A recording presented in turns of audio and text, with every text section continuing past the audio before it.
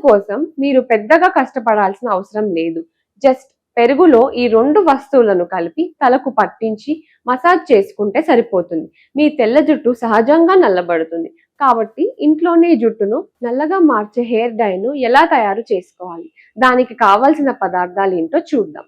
Hair dye తయారీ కావాల్సిన పదార్థాలు: పెరుగు, ఇది జుట్టుకు పోషకాలను అందించడంతో చక్కగా పనిచేస్తుంది. శనగపిండి, ఇది తలలో రక్త ప్రసరణను మెరుగుపరిచి జుట్టు పెరుగుదలకు తోడ్పడుతుంది. పసుపులో యాంటీసెప్టిక్ గుణాలు ఉంటాయి. ఇది జుట్టును నల్లబరచడంలో సహాయపడుతుంది. పెరుగు, పసుపు హెయిర్ డై తయారీ విధానం: ఇందుకోసం మీరు ఒక గిన్నెలో తగినంత శనగపిండిని తీసుకొని అందులో పెరుగు కలిపి మొత్తాన్ని పేస్ట్ లా చేయండి. ఈ పేస్ట్ లో ఒక చిటికెడు పసుపు వేసి బాగా కలపండి. ఈ మిశ్రమాన్ని జుట్టుకు మరియు కుదుళ్లకు పట్టించి బాగా మసాజ్ చేయండి. సుమారు 30 నిమిషాల పాటు అలాగే ఉంచుకోండి. ఆ తర్వాత మైల్డ్ షాంపూతో తలస్నానం చేయండి.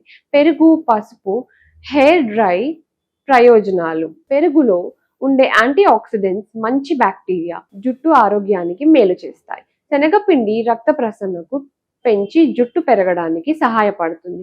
ఇది జుట్టును వేర్ల నుండి దృఢంగా చేస్తుంది, అలాగే జుట్టు రాలడాన్ని తగ్గిస్తుంది. కాబట్టి మెరుగైన ఫలితాల కోసం వారానికి 2 నుంచి 3 సార్లు కనీసం 1 లేదా 2 నెలల పాటు ఈ మాస్క్ ను ఉపయోగించడం మంచిది.